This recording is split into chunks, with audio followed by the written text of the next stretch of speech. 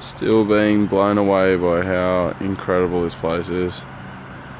And how vast it just bloody keeps going. So the enormity of this city and how amazing it is has sort of got me thinking, when I'm looking at now, like the castle over there, this friggin' big pillar thing over there, from this distance all looks really, really small.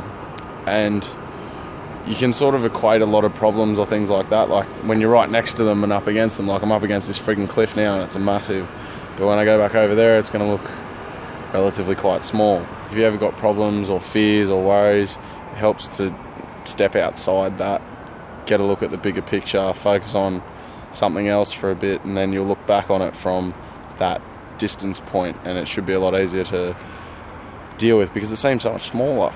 And when everything's small, it's like, cool, I can just pick up that castle and no worries. For example, me coming over here meant that my safety net of 10 grand in my account was going to have to be touched.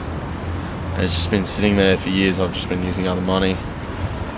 And that sort of freaked me out a bit. But, I mean, I've still got this money that I can use. I'm having this experience that's amazing.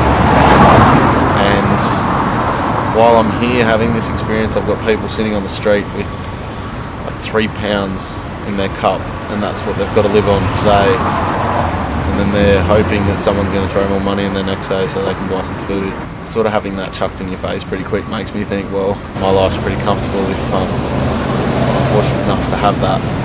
The other thing that I like using this perspective thing for is for your goals. Often looking at your goals up close sometimes can seem really, really big. Go back to when I was 72 kilos and me saying that, okay, I want to weigh 93 kilos. And be shredded, like not be fat. Look at it from a distance, okay, this week I'm going to get to 73, this week I'm going to get to 74. In 4 months I was 80, 85 or something, and then 4 or 5 months I was about 85. By the end of the year I'm sure I'll be up around the 90s, and that's just slow and steady steps to the goal, but it's still having it happen quite quickly.